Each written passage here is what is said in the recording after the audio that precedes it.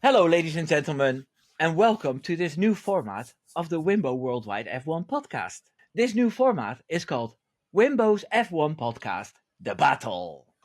And in this new format, I have two content creators who will be defending the honor of their respective teams, or maybe in the future, I get people to go for a driver as well. And for this episode, I found two magnificent content creators. One of them is Law VS, and the other one is the Grid Gap. Now, guys, welcome. Lawrence, which team are you going to be defending in this battle?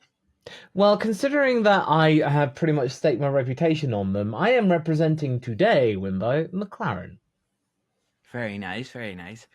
And Paul from the Grid Gap, who are you representing today? So today I will be representing Wimbo, the legendary Williams. Very My nice. boys. I, especially for this occasion, yes, Blimey. just to show you guys that I'm not going to be biased towards anybody, because I'm not only the host, I will be the Ben Sulayem of this podcast, the boss of the FIA. Right, so guys, first of all, Lawrence, congratulations on your silver play button. Thank you. Thank you. I'm not going to lie, didn't expect that to happen, and considering this is the Formula One space, it doesn't happen very often. There aren't that many creators in this space that are over 100k, so it's a great honor. It's a great honor just to be able to go up a ladder and then do some really crappy impressions of F1 figures. I don't call them impressions, really. They're more approximations. You get the idea. But other than that, it's been great. Aren't they? I'm working on more of them. Over time, they're kind of like trial and error, really. Well, as a small content creator myself, I have to say you're an inspiration, because sometimes I'm writing a script and I think, well, that's really silly, and then I'm thinking, well, Lawrence would just do it, you know. He doesn't care about getting egg on his face. I mean, literally, I did that, Yeah, and I didn't expect. I just did it, and it was like boom, and yeah, just didn't even bother taking the glasses off or anything like that. And people were like, dude, you didn't take your glasses off? What? but the whole backbone behind that is just like, if you're gonna be making takes on the internet that age even worse than milk, just own up to it. Show a little humility. And if it involves you wasting a luxury good these days, then so be it. yeah. No, I enjoyed it. It's very original. And Paul, a little bit of credit for you as well. The Grid Gap has almost 7k subscribers. No, Thank you but very much. I don't think that's amazing. You know, that's 7,000 people that decided to click on your channel and follow you. And you know, Lawrence had 7k subscribers as well. Yeah, exactly. It takes a while. It takes a while to build it. And honestly, I kind of miss the small days, because you had that community that would rock up at every video and then just be there, and you see them in the comments like, oh, they showed Yeah, up. you do get the regulars, and hopefully now it's not too far off 10k. I don't know what you get for 10k, maybe like a wooden plaque or something like that. Well, back in the day when the YouTube space existed, you actually got access to use the YouTube space at King's Cross. Shame it's not there anymore. It was cool times, actually. It was really, really good. But yeah, it's a shame that it's not there anymore. But yeah, 10k is certainly an achievement in of itself, which should be recognized, of course. Yeah. Yeah, well, hopefully nearly there. Hopefully now that now the season's getting started again, get people interested, get them out of the hibernation and everything. Yeah, that'd be awesome again. We just wait for turn one when Oscar and Lando collide with each other. Yeah, that would give some. Wait, really good I'm content. defending. I meant to defend McLaren. Oops. Right, we're done. Well, I hope Lando defends in turn one, because otherwise, you're gonna get Zach going, go. Well, it's okay. It's okay. I can poke fun at ourselves. Carlos Sainz destroying Albon, that would give some content as well. Yeah, or even like you said, the pair of them coming together during the qualifying, or maybe even Williams over the course of the season deciding, maybe Carlos is our boy. Maybe he's the chosen one for us. I would So we'll wait honestly and like see. to think that Williams will just like see what Alpine are doing, because Alpine are just going for glory at this point. And I think I really hope Williams aren't tempted to go and chase fifth in the constructors, and just stick to what they're doing and don't resist the temptation of Flavio.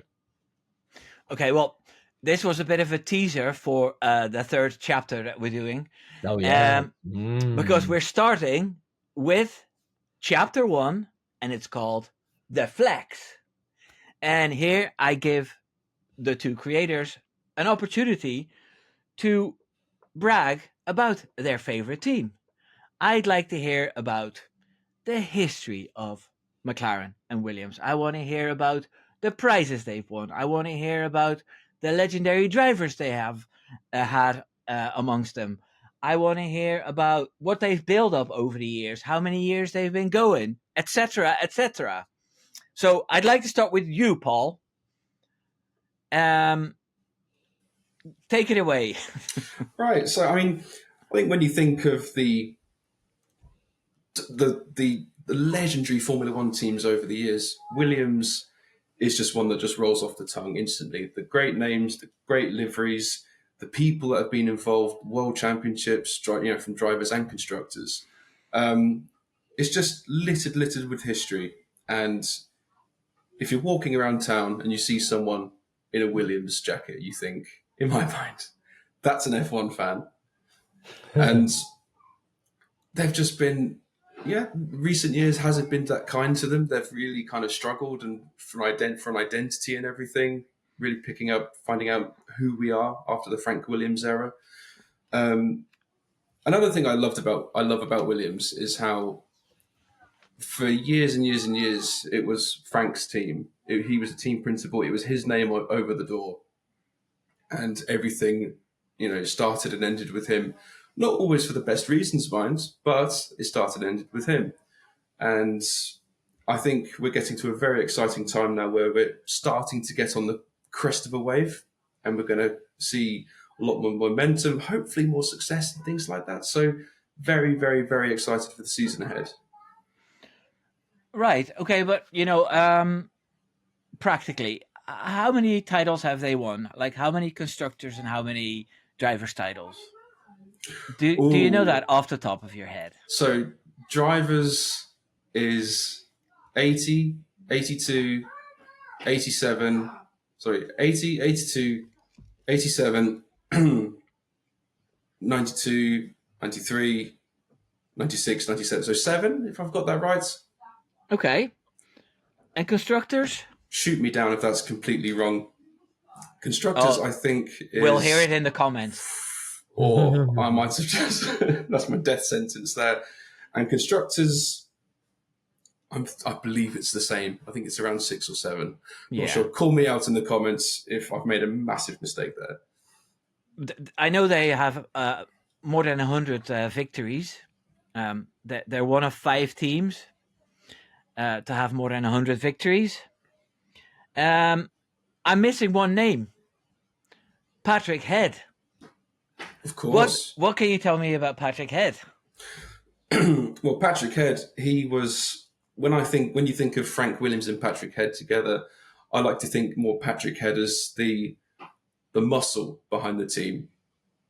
He was the one who, Frank was the tactician, the brains in some respects, and Patrick, he was the one, I think, that pulled it all together and pushed it all forwards when it was needed. He was the one who made things happen with the drivers. If tough decisions needed to be made, Patrick was very, very involved, especially with contracts, which I'm sure we'll get into and everything later.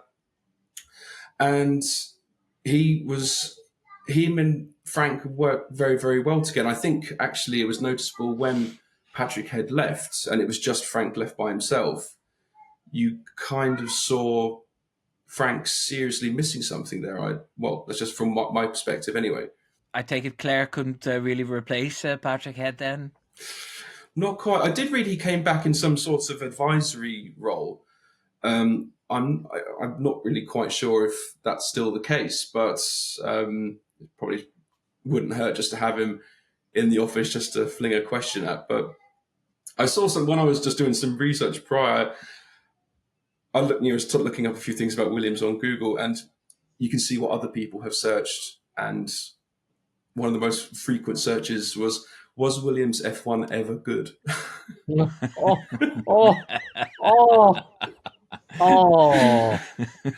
And it's like, oh, jeez. You're slinging dirty yourself, man. But maybe it's good that we're making this podcast, and maybe some younger people can watch this and then get interested in Williams.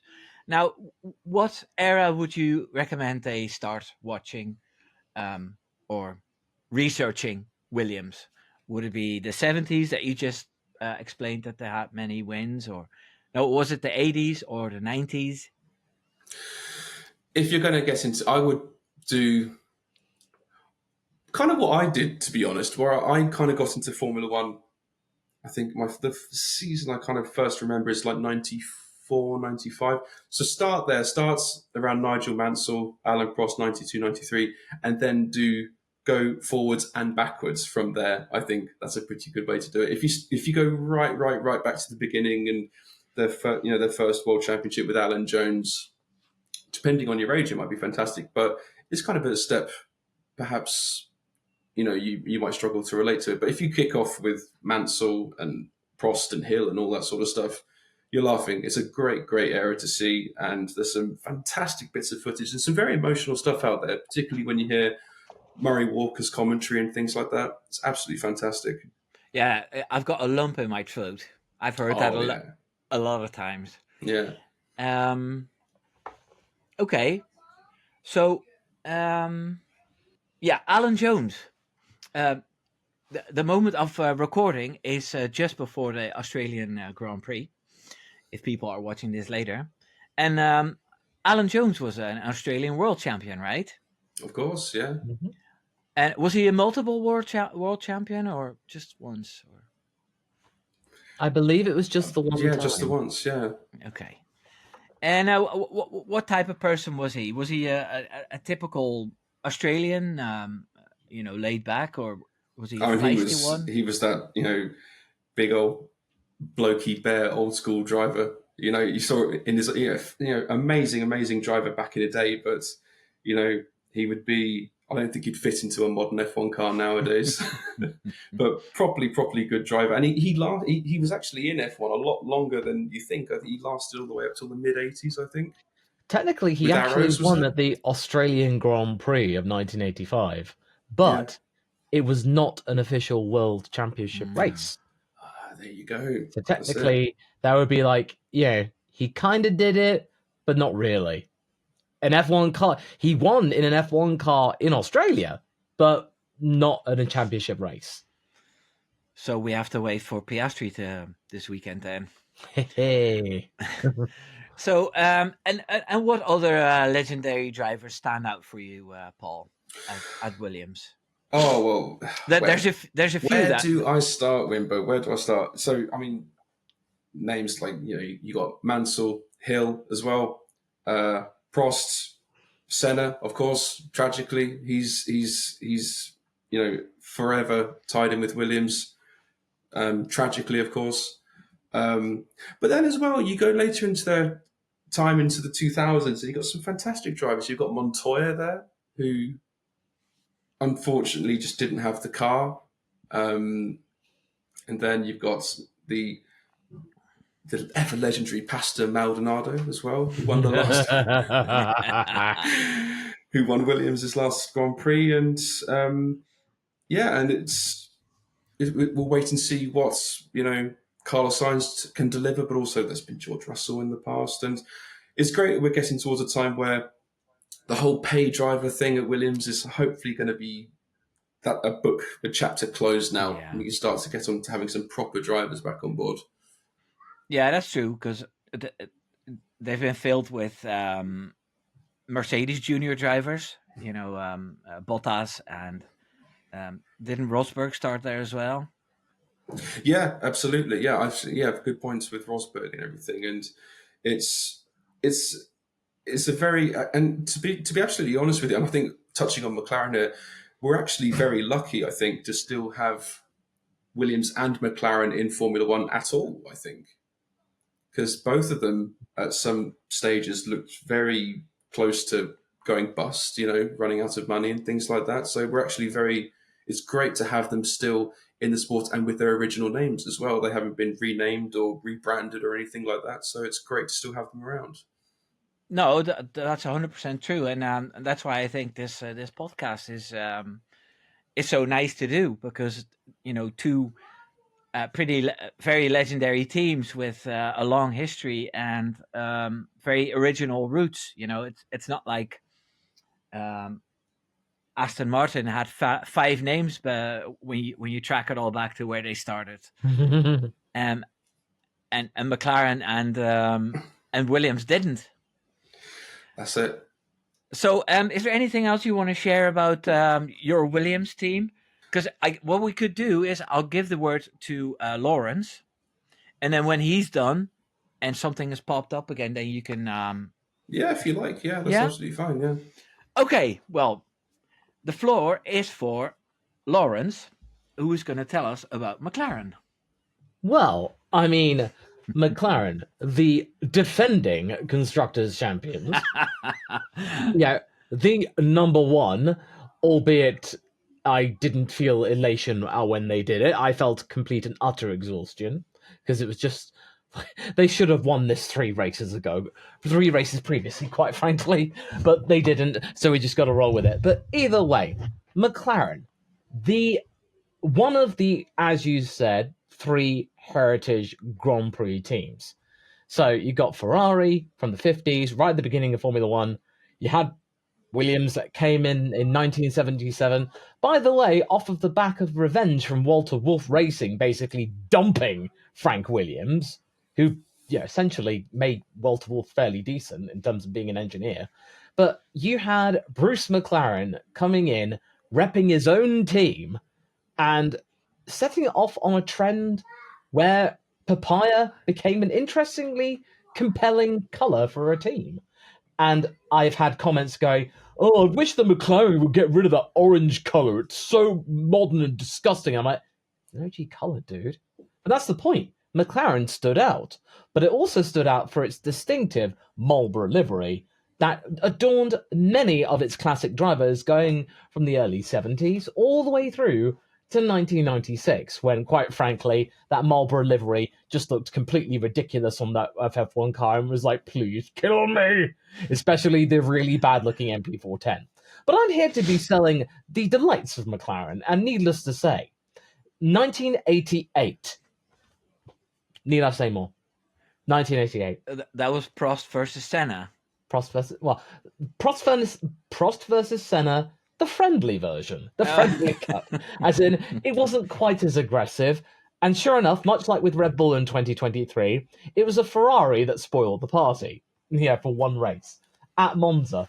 And but other than that, McLaren had a hugely dominant period from 1988 through to 1991. Yeah, those 4 seasons were McLaren's to lose, between bickering amongst themselves. Well, I mean, except 1990, because that was essentially just a walk in the park.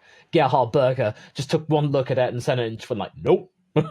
just like, you do you, Ayrton." And Ayrton was like, "Oh, Gerhard, he was one of my favorite teammates of all time. He was such a good guy because he didn't get in my way." Much like how Lewis Hamilton says, "Oh, Valtteri Bottas, oh, he's my favorite teammate, man. Best ever teammate I ever had, man."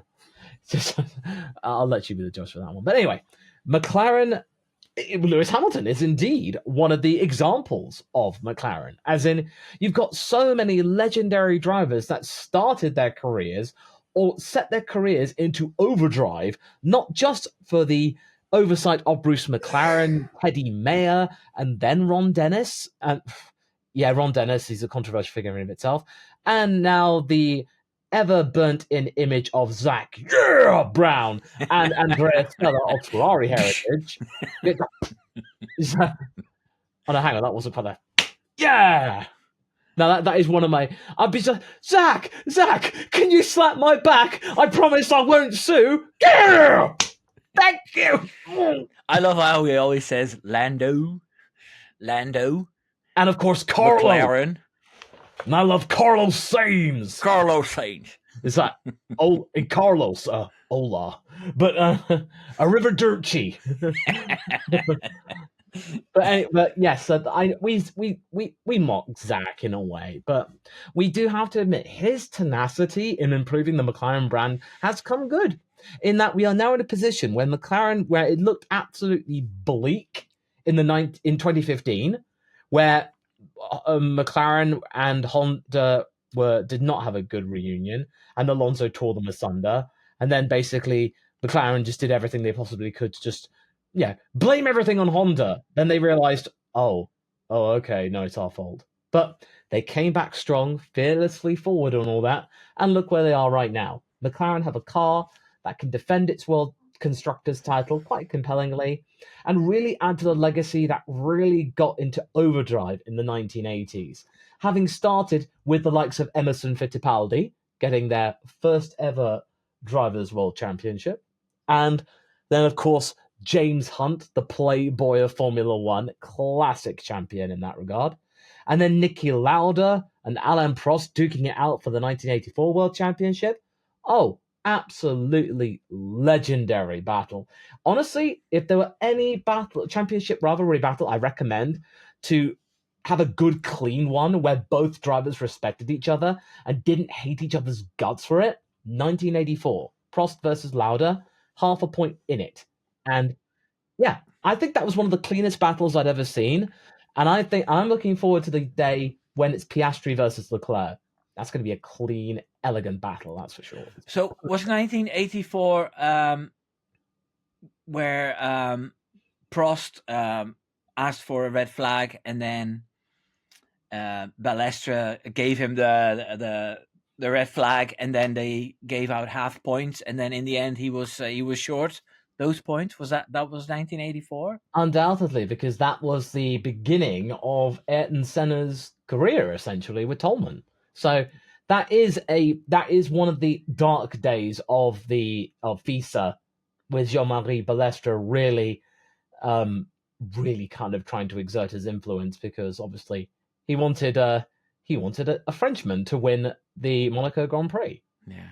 So yeah, that is a dark day. There's no sugarcoating that, but that was more of a Prost thing rather than a McLaren thing. Yeah, I agree. So, but Bruce McLaren himself, I think I saw a documentary on him. He died in a car crash, didn't he? Yes, unfortunately, testing at Goodwood, I believe, one of his Can-Am machines. And Can-Am, for those of you the uninitiated, basically unbridled, uncompromised sports cars, maximum aero at a time when aero wasn't really understood. As in, we were just a couple of years off of basically just putting a plank of wood on top of two stilts. That's pretty much where we were at the time. And then you had Can-Am machines, which were just a block of cheese going 200 miles an hour. It's absolutely insane. But wasn't he competing in two different championships, and then he drove the car himself there, and then he had to race? Yeah, because Bruce McLaren, he cut his teeth initially, I think, with Cooper, I believe. Like, he was a hired driver, and he then set up a private Cooper under his own name, McLaren Racing. And yeah, he was collaborating with, I think, Dan Gurney in Can-Am at the same time. And they were just testing their Can-Am machine for the new season in 1970. He started the 1970 F1 season, but he tragically lost his life only like a couple of months into the season. So yeah, it was absolutely tragic that it was a very sudden one at that. I think he just literally put one tire on the grass and then gone. It's really tragic. Such a waste. I know. So, and what happened in the years after that then? Like, who picked it up and took McLaren further? Well, that would be, I think, the likes of Teddy Mayer and Dan Gurney when he retired from racing, acting as some kind of consultant. But essentially, McLaren sort of just slowly developed their cars. They then brought on the likes of Emerson Fittipaldi from Lotus to really kind of hold the torch. And then when familial loyalty, let's just say, got the better of Emerson with Kopasuka, James Hunt came into the fray and he showed his magical stuff. And then he had his legendary 1976 battle with the likes of Niki Lauda, but then he fell off a little bit. McLaren sort of burbled along for the rest of the 70s. They were okay, but essentially it was the likes of Lotus versus Ferrari in the late 70s. And then it wasn't until Ron Dennis came along around about 1981, where eventually, after a couple of years of internal research and development, we got the first carbon monocoque chassis that McLaren innovated. There are lots of things that McLaren did innovate, including, I think, the battery operation for the KERS system. So that has been developed, and McLaren did pioneer a lot of technologies in that regard in the 2000s. But McLaren went from strength to strength in the 80s, the 90s, were a little bit rocky in the early part of the time. But then Mika Hakkinen, Adrian Newey came in, so we got a little bit of magic there. Yeah, that's a name I've written down as well, because of course, Mika Hakkinen is very much the one guy that Michael Schumacher feared. As in, like, respected to the point of, like, I don't want to get into an argy-bargy with Mika. And I would say, certainly, a lot of people say that Oscar Piastri is the reincarnation of Kimi. I would disagree. I would say he is just the younger Australian version of Mika, because Mika could be stone cold ruthless, but also have a bloody good sense of humor. Yeah, I mean, Kimi has a great sense of humor as well, but it's much more discreet and sudden. Yeah, Sometimes very, very, very unfortunate if you're always subjected to it. But did you see the bit from the press conference today where Oscar Piastri answered a question? And then they asked the same question to Max, and then Max said, "No, I actually agree with everything Oscar said." Oh yeah, no, so, I haven't seen that one in particular. And then Oscar said, "Oh, I can answer all your questions for you." The latest bit of Oscar thing I've seen is just in Drive to Survive when he's asked, "How are you happy being a number 2 to Lando?" And he just goes, "No," just like. And I'm like, oh my boy. But needless to say, it's nice to see McLaren back where they are with drivers that hopefully will last out the rest of the decade. As in, like, going well into the next regulation cycle. Hopefully their papaya rules don't end up tearing each other apart. This really strict, enforced mindset. And what I found really fascinating is that with Andrea Stella, he comes from Ferrari with Alonso, and he was part of the party in Ferrari that benefited from team orders. Yeah. And he's like, no, I don't want that. I saw how bad it can get. Not for me, thank you very much. But needless to say, the 2010s were a very, very unfortunate time of it for McLaren. As it started off fairly decent. You had Jensen and Lewis fighting for championships for a little bit. But then the Dark Ages came in. They made a really rushed decision to put in Checo for 2013. I mean, 2013 Checo was still really, really good. He just didn't sit well with McLaren. And Jensen was just like, what is he doing? Yeah, it's just like, very much to the point where Pierre would say whatever Esteban did. He'd go, what did he do? What did he do? But essentially, it just got to that point where Ron Dennis's way of doing things just really didn't work anymore. You needed a fresh change of scene. I mean, the one story I will never forget is like Adrian Newey wanted to paint his office quail's egg blue.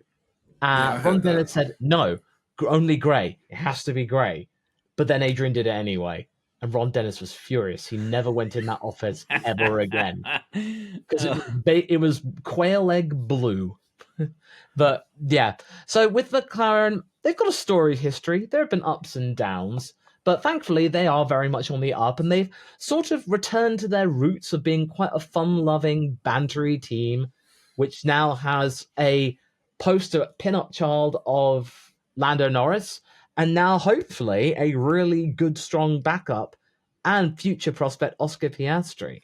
So, Mark Webber, you got to hand it to him, pulled off a massive coup. That's one of the things that Zach Brown can be really proud of. Pulling off that stunt and getting the contract recognition board to make it work probably helped save McLaren. Yeah. Okay, well, that's a nice summary of McLaren. Paul, did you think of anything you wanted to add about Williams? Well, Law kind of blew my description out of the water a little bit there. I think I had a thought this morning, and it was that the way McLaren have come back from their sort of droughts and weird sort of dark period, I think Williams are kind of copying that, and they're sort of sitting a few years behind, hopefully. So they've sort of seen what McLaren did and what worked and everything. And I think hopefully Williams are going to kind of this. You know how generations have a clear cut between McLaren had that they ditched the whole Ron Dennis grey silver thing and they went to the whole papaya thing. That's a cut between generations, isn't it? Yeah. Hopefully now Williams will do a similar sort of thing and throw away the whole pay driver thing, dark times, and hopefully claw their way back to regular points and podium finishes, hopefully. Yeah. No, that's a nice way to conclude the first chapter. We're done with the flex, but now we're getting into the good stuff, because chapter 2 is the dirt. The dirt.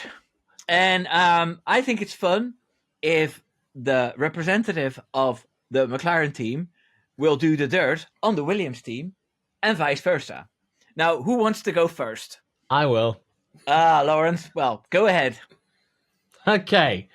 Williams, they are very storied. They are very much steeped in history. So much history, in fact, that their historical archives can be arced back all the way through to their software. Their spreadsheets. Yes. Excel overload much? I mean, come on. I mean, the fact is, though, using that kind of thing to categorize various different sheets and archives and just figuring things out was such a simple thing that could easily be, if you just like click, click, click, cut. Oh no. Okay, we've lost a front wing. No, we haven't. It's right over there. But according to the system, it's not there. Undo. I can't undo. Excel just crashed. Oh no, our car just crashed as well. Oh, Albon. Oh, we just built that chassis. Dang it. Yes, so there is that. There is also the fact that, well, put simply, you say pay drivers, but the fact that Pastor Maldonado gave $50 million a year to that team. Sure, it saved them a lot of hurt, but it also didn't make many friends in up and down the grid. Most notably in 2012, I believe, or either 2011, that famous crash that he had with Lewis Hamilton. Of course, That was a big one. That was quite a big one, let's just say that. And now, okay, you say Frank Williams and Patrick Head are legends of the sport. And sure, they've had plenty of achievements. But needless to say, with the likes of Nigel Mansell and Damon Hill, when they reached their prime, Frank Williams would go behind their backs and then just go, we found somebody else. Same goes for Jenson Button as well. Basically, Frank goes, no, Jenson, you're a very lovely boy. You've done very well, but I've got one Pablo Montoya. See ya. And bye. And Nigel Mansell, he's just like, oh, you're getting rid of me for Alain Prost. Oh, you bastard. Just like, I hate... No, sorry, I've got to do this. Oh, I can't believe you bloody you got bloody Alain Prost. Oh, screw you, Frank. I'm off to IndyCar and I'm going to win it on my debut. Oh, this is not a good look now, is it? Because seriously, Nigel Mansell got on with many of his teammates, not Prost. And even though he did get a cute little nickname of Il Leone from the Tifosi, unfortunately, he could have stayed with Williams for 1993 and probably defended his world championship quite convincingly had Frank not just, snuck in that deal with Alain and then basically done the deal. Same goes for Damon Hill. Damon Hill came to his stride in 1996, but not before they just got cold feet and then decided to replace him with Frenson. And and then all that jazz. So Because Frenzen got kicked out as well, didn't he? Frentzen did get kicked out unfairly, so because he did have a fairly decent first season with them. I think he got like 3 wins or something. Thierry Boutsen, because I just read an article on Autosport called "The Revolving Doors of Williams." I mean, I think they kicked out 9 drivers who were doing really well. I mean, the only one that I felt was relatively constant was Riccardo Patrese. You know, he did do really well, and I think he's a really underrated driver for Williams. He was a safe pair of hands, all right. Yeah. Oh yeah, he was he stayed through a long period of Williams's history. I mean, you know, he was around Formula One with Arrows in 1978, and he went all the way through 1993. That was a huge period, the longest serving driver in Formula One. But and also, apparently, apparently, I've read recently that Williams did consider him as a replacement for Senna in '94 as well. So he was almost called back for '94. Yes, but then of course there was Mr. Jawline himself.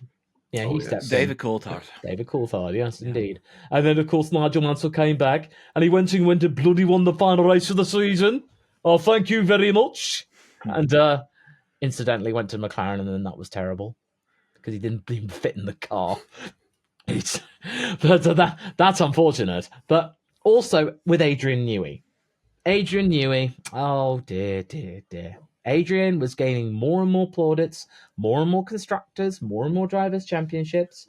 But was he respected enough by Patrick and Frank? No. How many times was he undermined? Many times. He wanted to have a say with the Williams team, have some controlling stake in the team. Frank and Patrick said, yeah, sure, but then they would continue to make decisions without consulting Newey, and then Newey just had enough. As in, like, you just completely ignored me. I'm going to go to McLaren. Bye. And then 1997 was the last time Williams have won anything, and that was a Newey-designed car.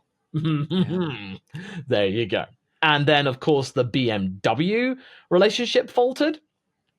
And then, basically, over the years that followed, their aero department became more and more anemic. Sure, 2014 and 2015 were nice little blips, but basically, that was because your old benefactor and financial advisor, Toto Wolff, basically gave you a little bit of legs up, saying, hey, just so you know, Williams, our engine is bloody good. And then that's what they relied on for a good few seasons, the fact the engine from Mercedes was that amazing. That car was a boat going at light speed. There you go.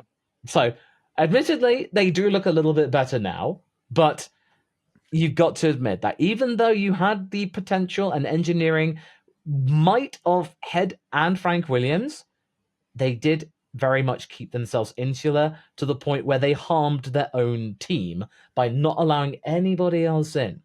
And admittedly, those situations cost them dearly. Paul, how are you coping with this?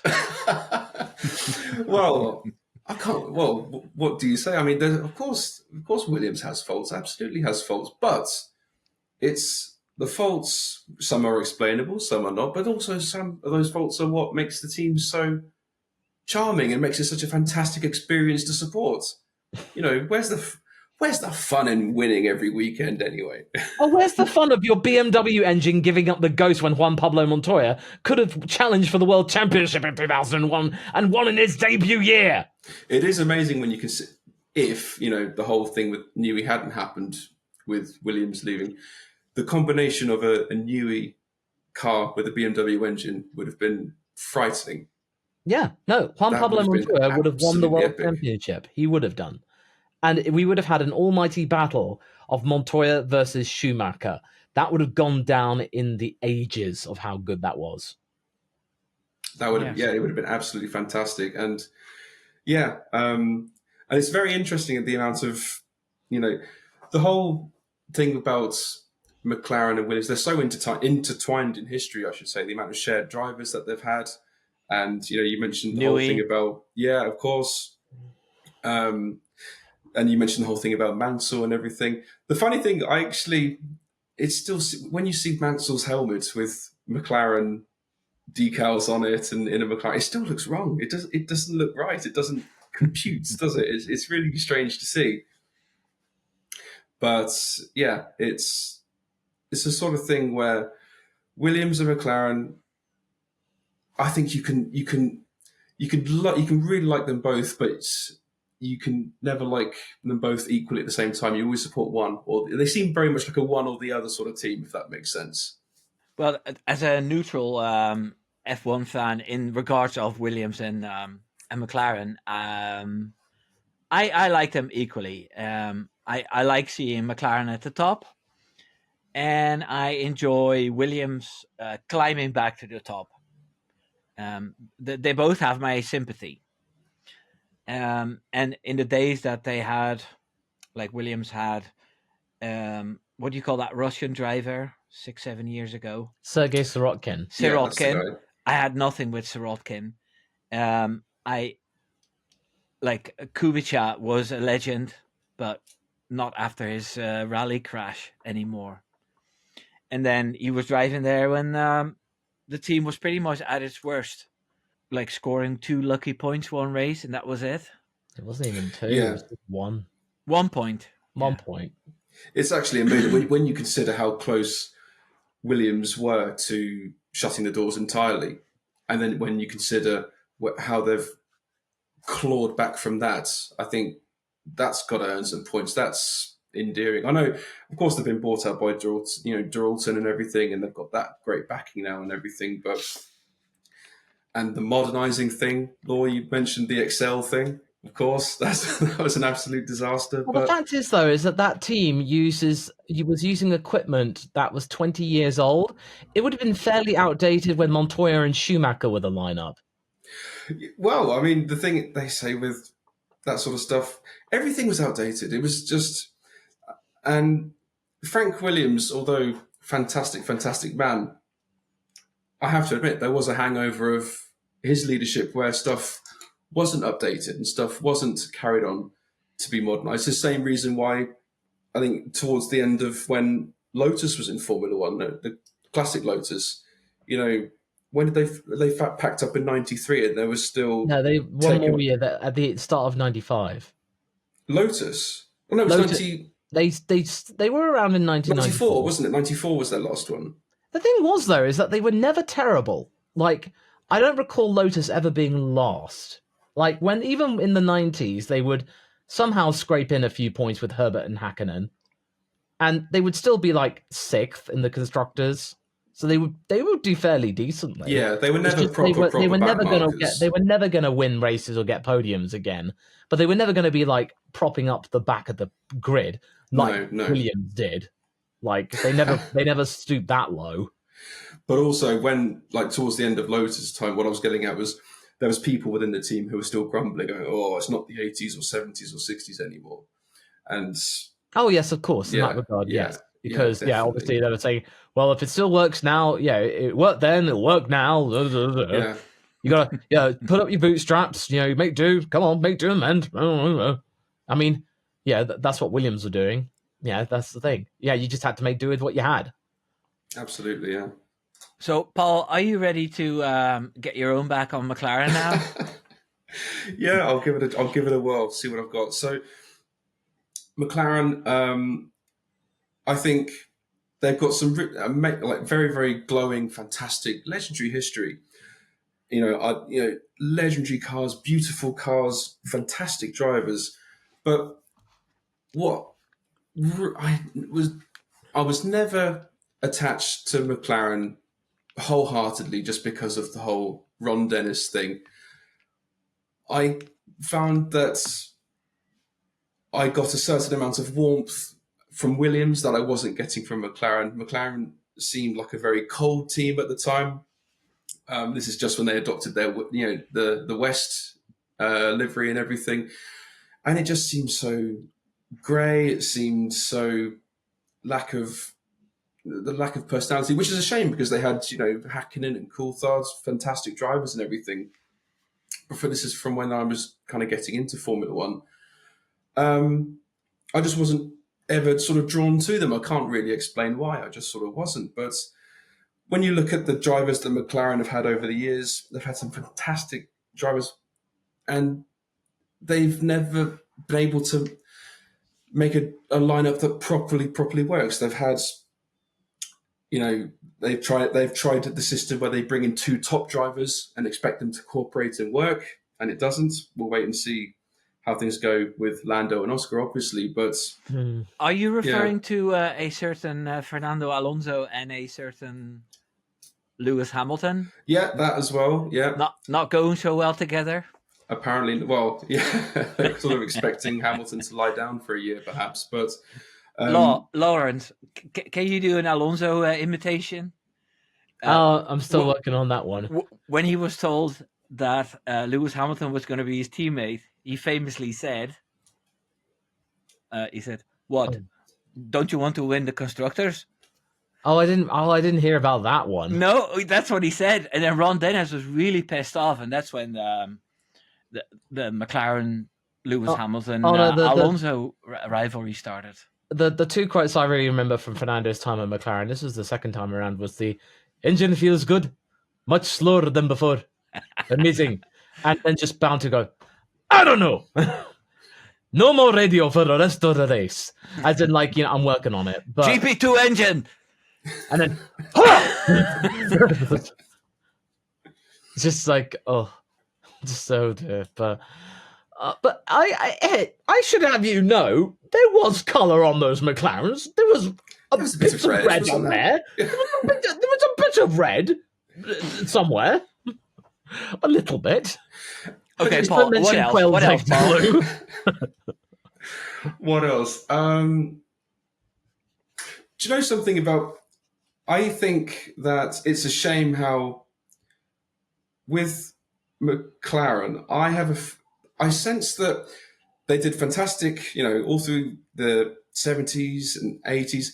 But I wonder, did McLaren drop the ball slightly when they started focusing more on road cars rather than just the single racing team?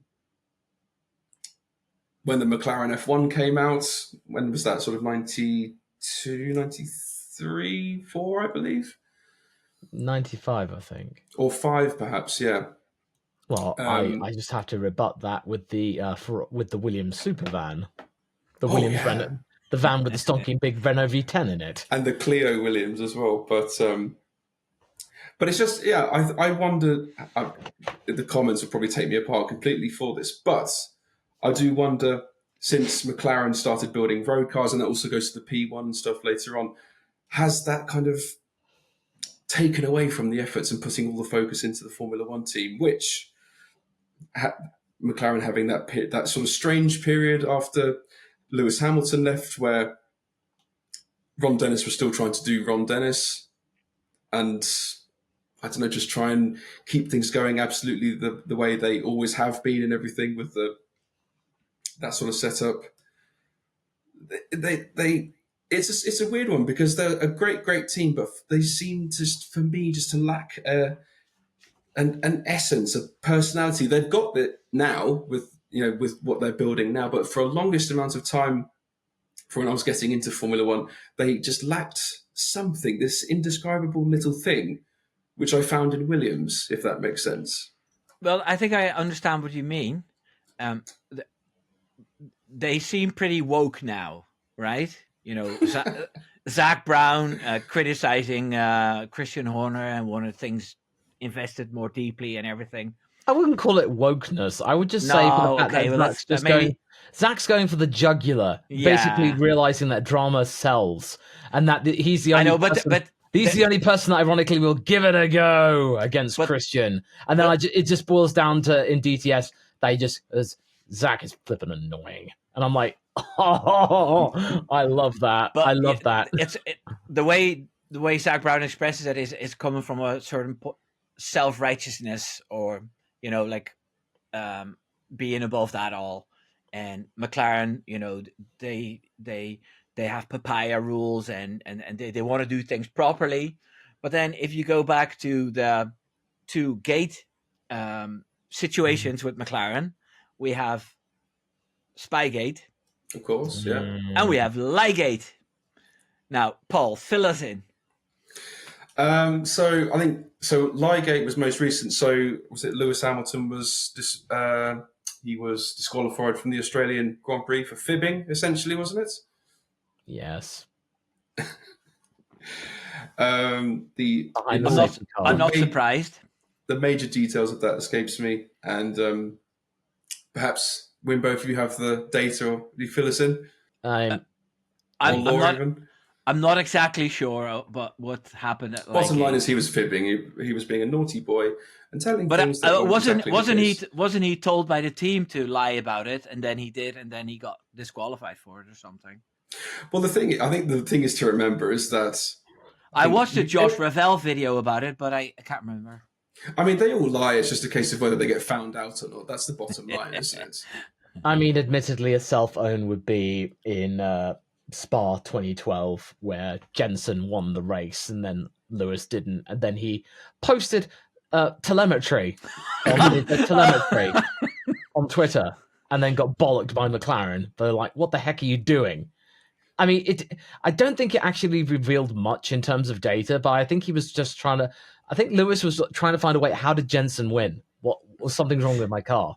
It's like a teenager on social media not realizing the repercussions. Yeah, but this was. I mean, Twitter had been around for a while, but the significance of that was pretty major.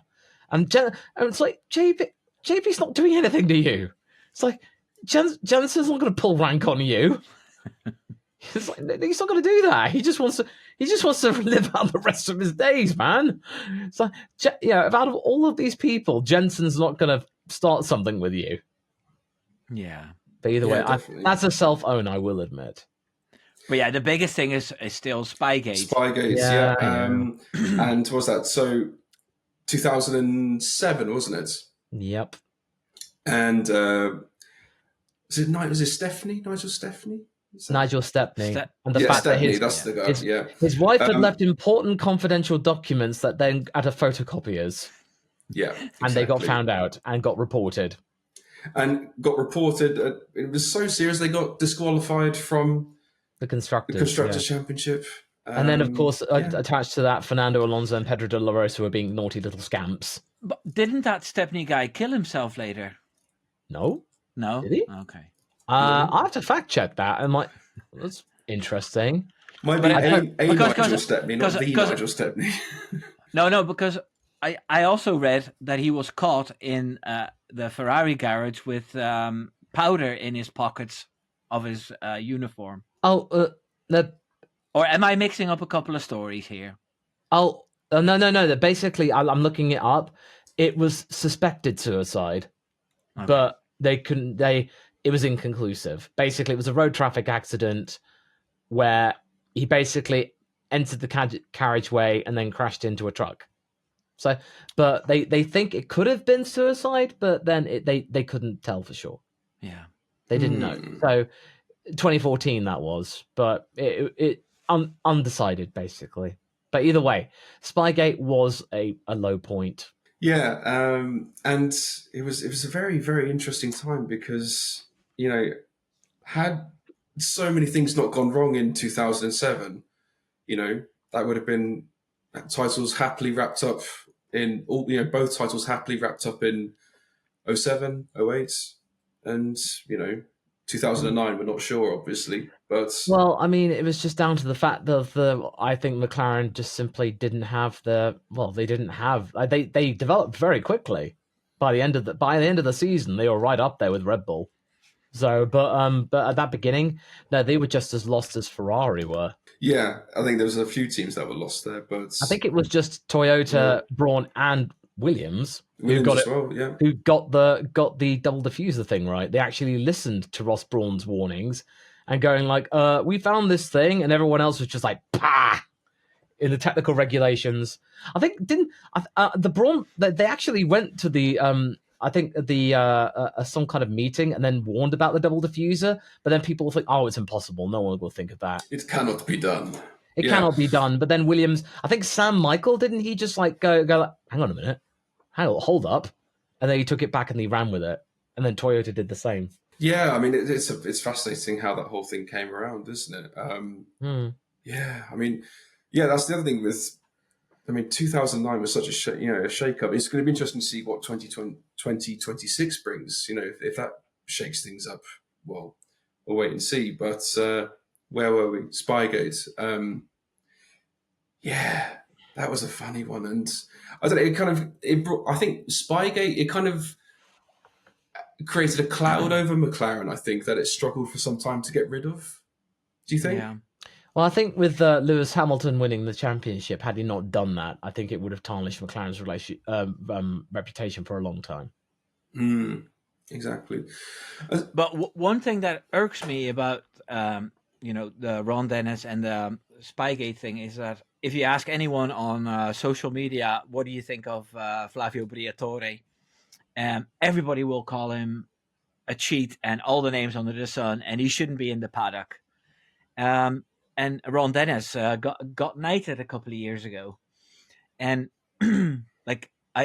either both of them get the same treatment, or leave both of them alone, and not just pick on Flavio. Because ultimately Flavio was cleared. So yeah, that's the thing. I've got a hot take on this. Okay. So the whole thing with Flavio cheating, Ron Dennis cheating, I think the trouble is with Flavio, he got found out. The trouble with Ron Dennis, he got found out. I think over the years, everyone's got involved in cheating or some sort of shenanigans in some shape or form. It's just a case of whether they get found out or not. I think if you opened up the chest of, Toto Wolff or Zach Brown, there could be a ton of stuff that we've never even heard about.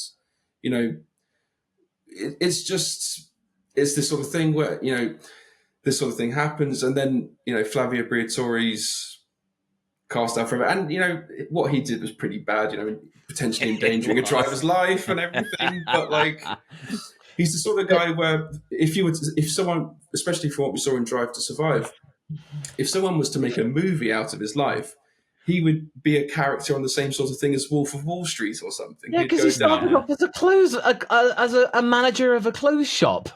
Yeah. That's how he started. Basically, Luca Benetton looked at him and he was like, he's very good at selling sweaters. Put him in charge of the team. But it's funny, I've met people who have worked under Flavio, and they've said he's fantastic to work for because he just leaves you alone.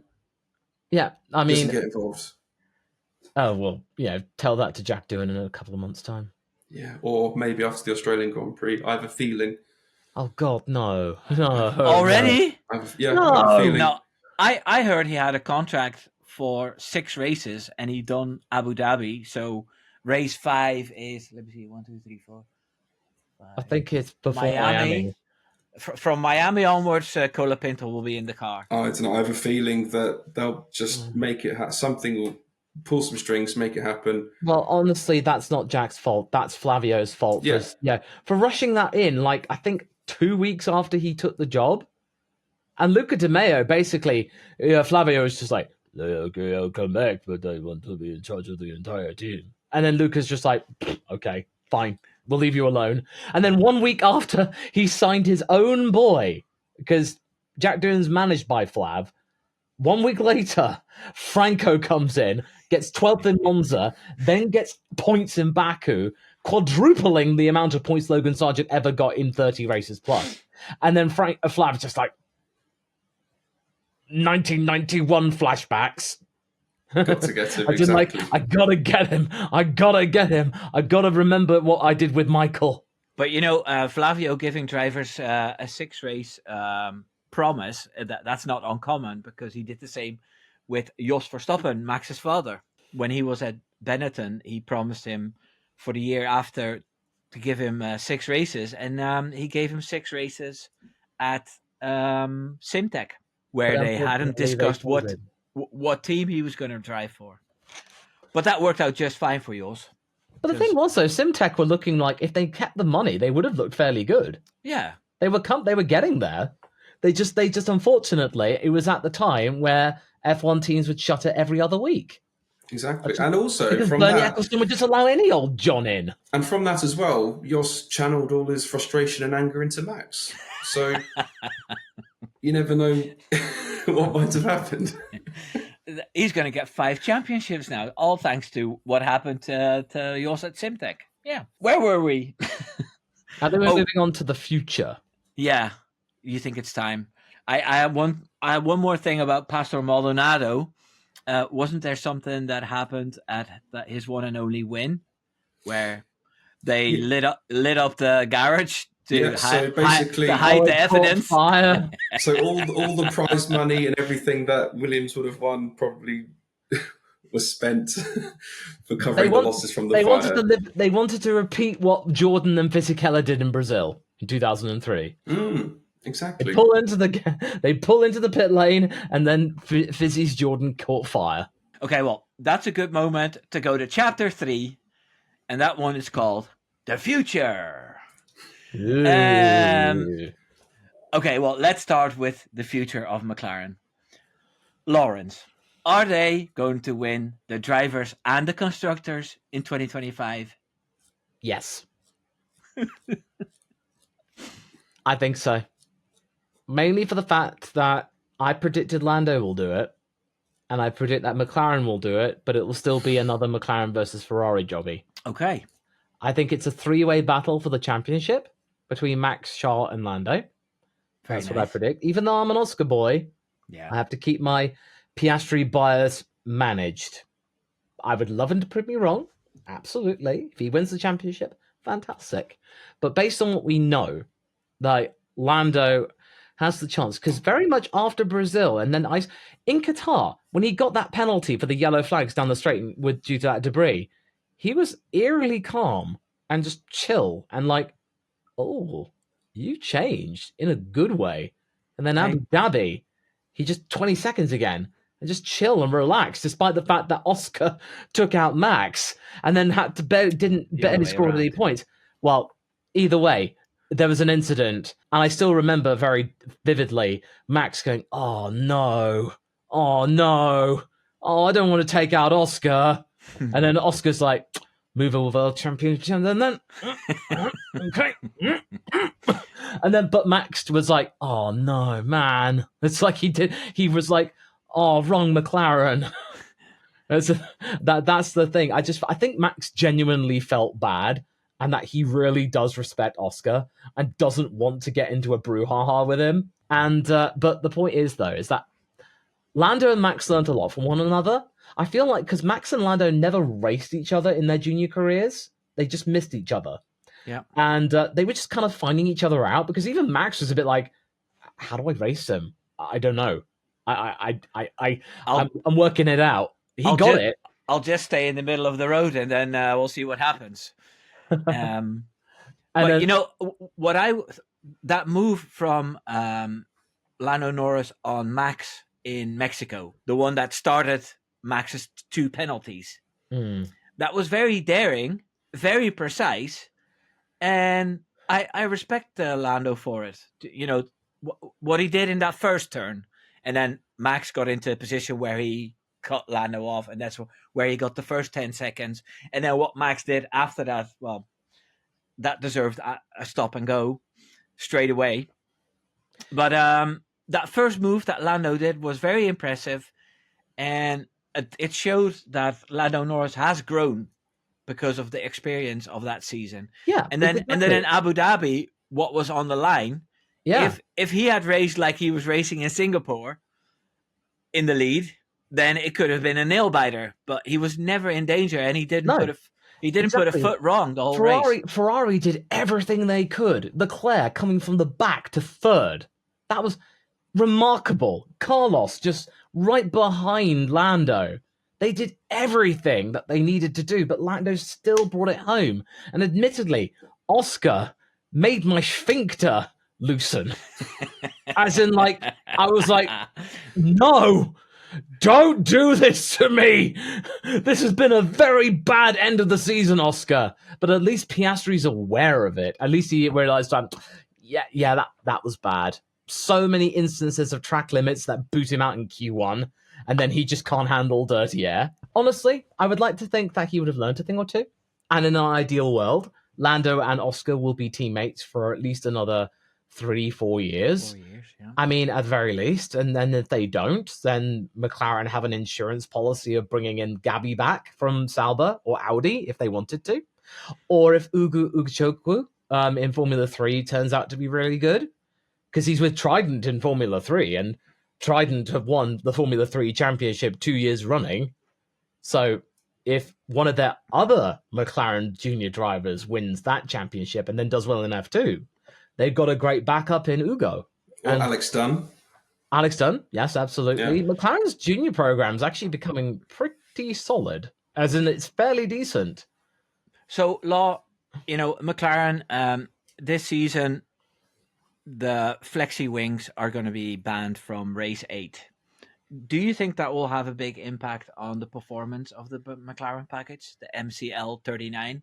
I don't think so. I think that probably McLaren would have sensed the writing on the wall about flexi wings. I think everyone's surprised about why race 9, including Christian. He's just like, I don't get it.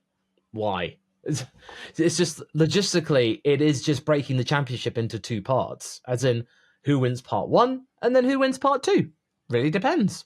I mean, you got to admit, though, every single team I saw in preseason testing had wings that were flexing so much, you could see it on the T-cam. Yeah, Like, it was ridiculous. No. You just saw them rise up. I mean, I just was thinking Westlife's, you raise me up so I can get some downforce. You raise me up going into turn 3. Yeah, basically. Very nice. Thank you. Thanks. But either way, I feel like McLaren have got themselves an even keel. Their wind tunnel's up and running. The MCL 39 is the first car to have been fully developed with that piece of kit. And I feel like if things just continue the way they are and they lock people in, it's something that, even though they didn't get Adrian Newey, I mean, they didn't really try to. I know Williams tried to. Much like with Williams, they at least got 50% of their master plan sorted out because, Williams got Carlos Sainz, but McLaren got Rob Marshall. Yes. And I would argue... I just wanted to ask you, what do you call the really big man? But that's Rob Marshall. Rob Marshall is the Adrian Newey of engineering. And if you just... And Adrian Newey is that... Yeah, you got that's all very well and good, but Rob was the guy who implemented it into reality. The guy who worked together. And McLaren got him. And it was like, that's partly why they came on so strong, because they had Rob in charge of their engineering department. Yeah, and then there's Peter Prodromou. Long mainstay of McLaren. And it just makes you wonder that McLaren just found the right people and they got Rob in from Red Bull and they knew where to look. So, and what are your expectations for 2026 then in the new regulations? I doubt that McLaren will get it disastrously wrong. I think they will be up there, especially considering the Mercedes power unit is rumored to be the best, as in it's looking very toasty. Mm-hmm. And McLaren's deal with Mercedes is almost as good as a works deal.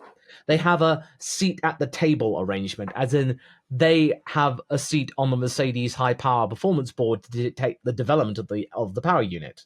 So it's much more advanced than what Alpine and Williams will have as simple customers. So it's like, and Toto isn't that bothered if McLaren win the constructors, because in Toto's mind it's like, yes, it doesn't really matter if McLaren win the constructors. It's a Mercedes engine, as in like it's a Mercedes engine that won.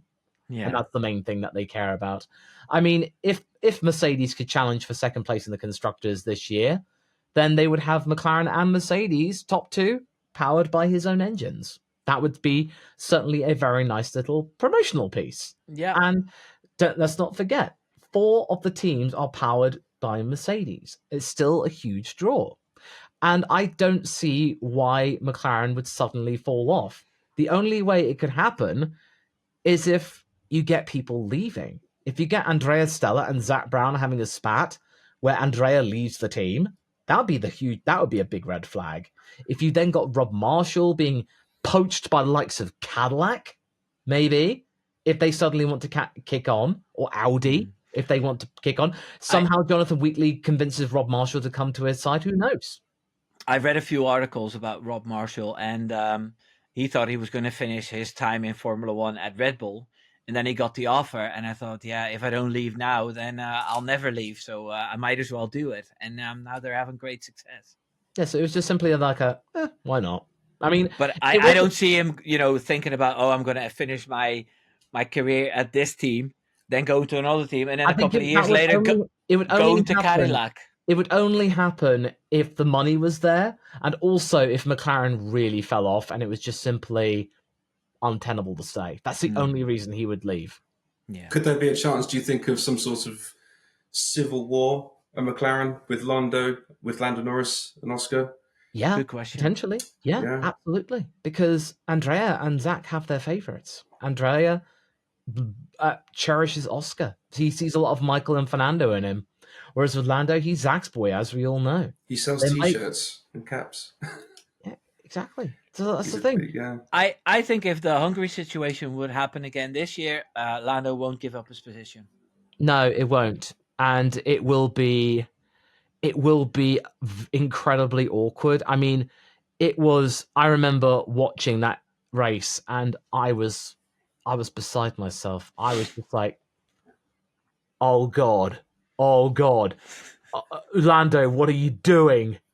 Like, if he hadn't done that, I mean, sure, people would have eventually looked to him and say, wow, he's got balls. It would have done his reputation in the world of good. Yeah. McLaren would have been torn to bits. And then Oscar, I mean, basically, you'd have had Mark Webber just going, hang on, where's a glass of water? Poof.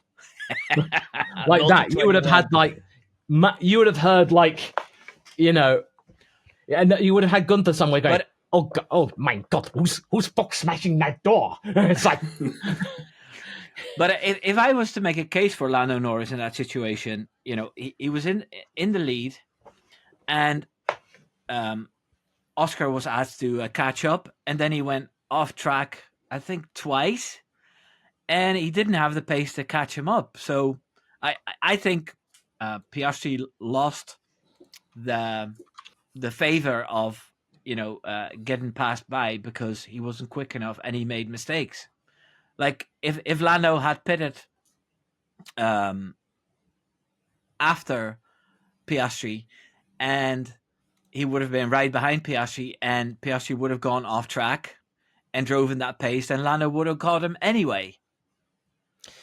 Yeah, I mean, admittedly, it was yet another. That's the case. That's the case I would make. It was another example of McLaren mishandling the situation, and reportedly, it was Andrea Stella himself feeding lines to Will Joseph to say to Lando, as in, say this and then say that, as in, it's like, I was thinking, you've Andrea, made your point. You have a button. Tell Lando yourself.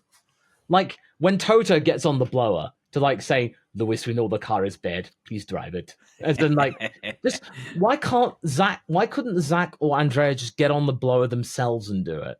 Like that, they need that authority. Yeah. They don't need to tippy-toe around it. That was admittedly a bad situation, and I get a feeling it will happen again. I don't want it to happen, but it will. I personally think that Oscar will have a few peak periods in the season where he's going to do damage to Lando's championship he's probably going to get his first pole positions. Yeah. Piastri. Arguably, he would have had that at Imola had they actually told him about where Magnussen was on track. And then, he's going to win a couple of races that Lando should have won, and that's going to cost Lando like 20, 22, 23 points. And I mean, Hungary, the way that Oscar got the lead was just amazing. Like, Max and Lando were fighting each other, and then Oscar just goes in on the inside, and it's just like, thank you very much. That's a style I've noticed from Oscar. He likes to hug the inside at turn 1. Like, especially if it's a right-hand turn, he just likes to go in there, doesn't care if he's about to go off, and he just takes it because he hugs it that tightly, like a winner. He's smart, he's tough. I mean, I think you could argue Lando is faster, but I think Oscar's he's tougher. He's got a much more surer head on him. I would argue that Lando has improved, and I feel like he is a better driver than he was 12 months ago. Oh, yeah. Definitely. Okay, well, let's talk about Williams then. Because I feel sorry for you, Paul, because you're only listening. No, go for it. Where do you think Williams is going to finish this season? Look, I mean, pre-season testing and lots of hype was made about the Williams and saying how much of an improvement it is and everything over last season. I'm just going to have to wait and see until the Grand Prix itself, Australia. But I think some big leaps can be made. I mean, last season was a disaster, all things considered, for Williams. But I think this season, if they've got it together, they've got two drivers who can score points absolutely on merit. I think Williams can aim for almost, best of the rest, so maybe 6th position, perhaps. So, if you've got a Grand Prix, let's look at it. The top 6 positions are going to be locked out by any of the McLaren, Red Bull, Ferrari. That's 4. 4. And, well, both drivers from teams, but then you got an Aston or a maybe actually no Aston, maybe not Aston, but then you got a Mercedes thrown in there as well. I think Alpine, Williams, and Aston Martin, those 3 teams are gonna be fighting each other a lot. No, you don't think so? No. Okay. The bottom line here is I think Williams are going to get their success by scooping up points. They're going to be, chick hicks from cars. The cars that fall off the track in front of them, they're going to be in prime position to scoop up little points, bits and pieces here and there over the season, make it all add up at the end. And I think they're well within a shout of 6th in the Constructors' Championship. I hope, because now they've got Sainz, who can bring some experience. He's the first proper race-winning driver Williams have signed in God knows how long. Also, he will now be the only only driver in history to have raced with all 3 legacy teams. Alain Prost being the first one. Yeah, there you go. Yeah, and admittedly, I would agree with you with Williams. I would say they could easily be at the moment the 5th fastest team, but I doubt that they will get tempted into fighting Alpine. I think they'll just let them run with it, as in just don't get suckered in to what Alpine and Flavio want. They're going for glory, because there was an article that Pierre Gasly was asked, said, if I were the team principal, I would just give up on 2025. I would look to next year. But they're not doing that. And it just feels like Gasly's like, are you thinking long term? Okay. Yeah. So Pierre is going to end up being best of the rest. He'll be ending up 9th in the championship, mainly for the fact they're just going to give him everything. They're going to develop that A525 to the hilt and make it so that means Pierre will be getting fairly consistent top 5 finishes, as in fairly regularly. And Carlos and Alex, I think you're right. They'll be picking out those, 7th, 8th, and stuff like that. Exactly, the lip points. 7th and 8th, that's the 4th fastest car still. So they could easily be taking points from Red Bull, really. Throwing a few wet races as well, things like that. You never know. Red Bull and Mercedes. Okay, let's be fair. Okay. So basically, bits and pieces from Kimi and Lawson. So basically, you could get Carlos just coming in, scooping up a couple of points, meaning that, it will be Williams in 6th place. I think Haas 7th, Aston 8th. I think so. Williams and Alpine could be a very interesting if. Oh, yeah. No, I think it's a battle between those two. Yeah. Okay, but back to Williams, because my next question is, how do you think they're going to be in 2026? But are we through with the 2025 season yet? Say that again, sorry?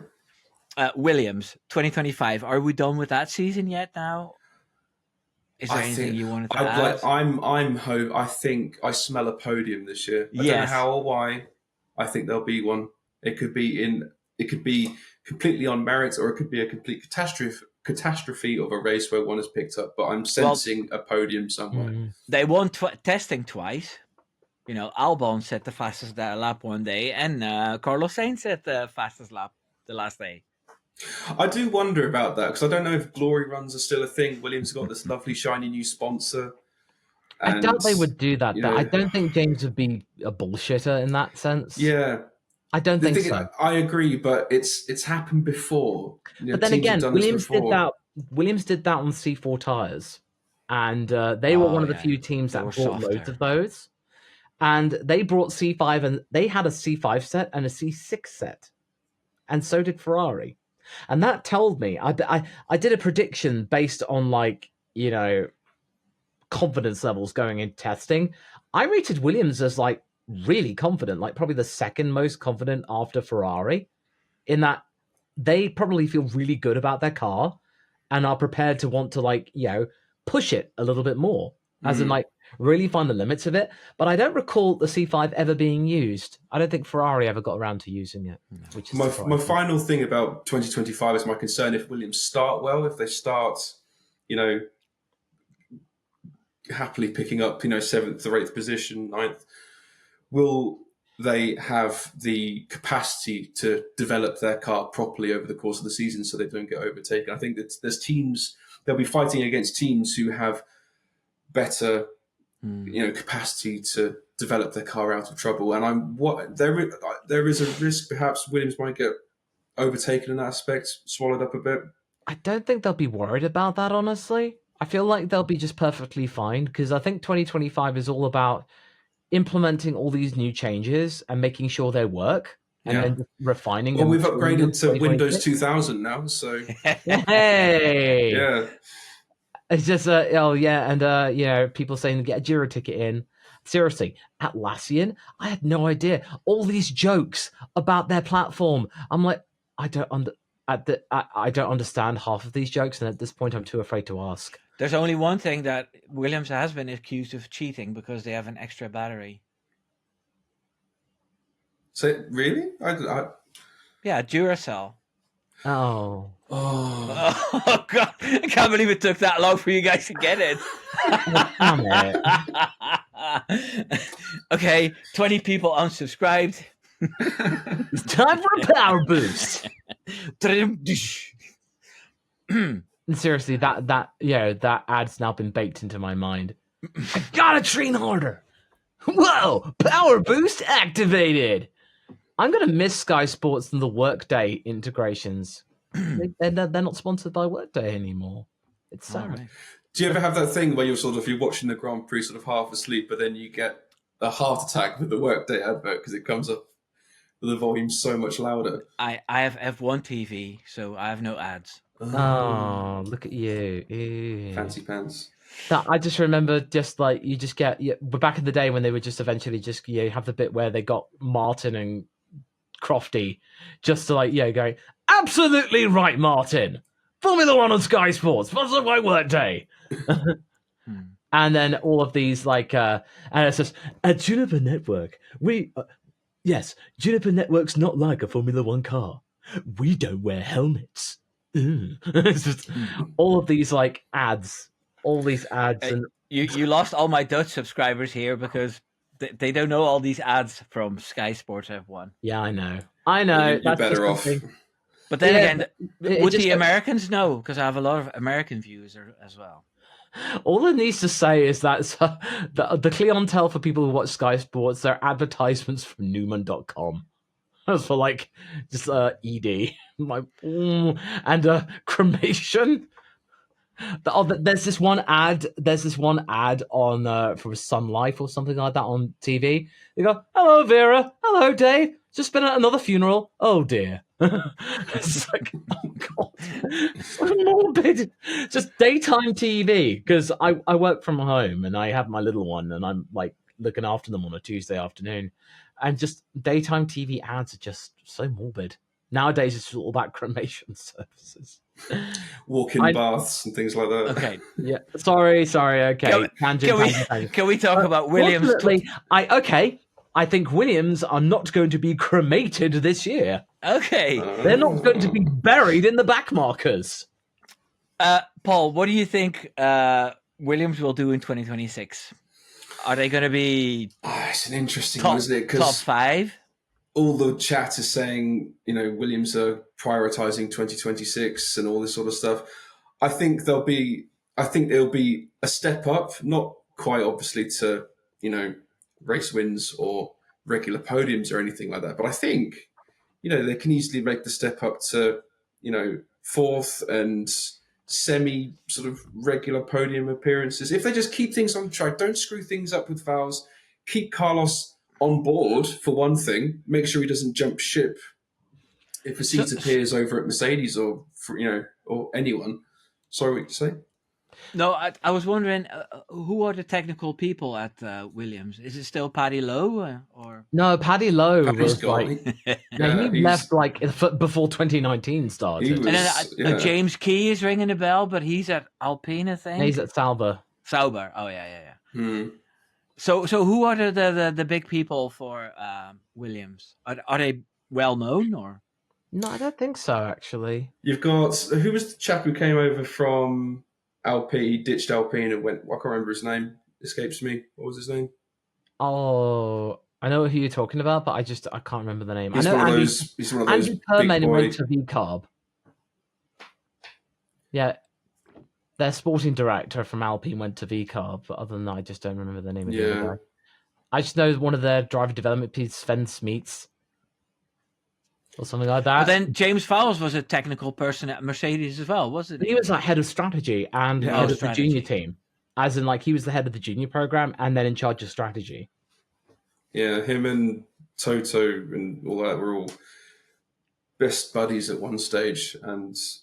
But I'd like to think that Williams are going to start building something. They're going to start hopefully getting to the point where they can bring in some big names. Now, the thing is, Carlos, if Williams hold on to Carlos, they can hopefully try and build a team around him. He can be their guy moving forward. And, I know Carlos is a bit of a journeyman by this stage, but hopefully this will be the team that he'll make his name with again and win races with again.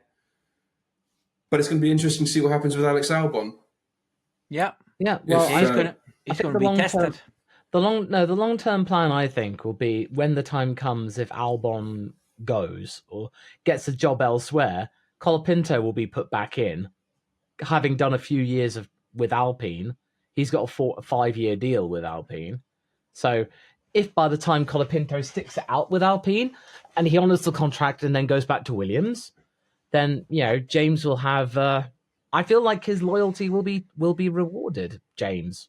I mean, that's why they call him Uncle James down in Argentina. I don't think they'll forget this. I think Franco will reward that having faith in him in the fullness of time, and I think Vowles knows this. That it's like, okay, I got a cool 15 mil to make sure my guy can get into F1 and get some experience, and then I can eventually get him back to be with Carlos. Clever.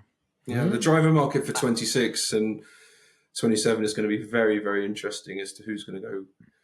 All these surprises, but then you got by then new drivers coming in, and I just hope that they don't, bring in any silly names or anything like that. So yeah, I think it's going to be awesome. Like Perez.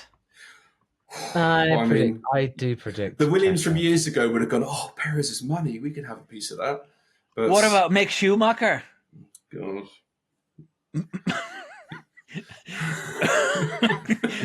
Paul doesn't know, but Lawrence is a big Mick Schumacher fan. I am, but at this point, I just don't care anymore. And I don't think Mick cares anymore.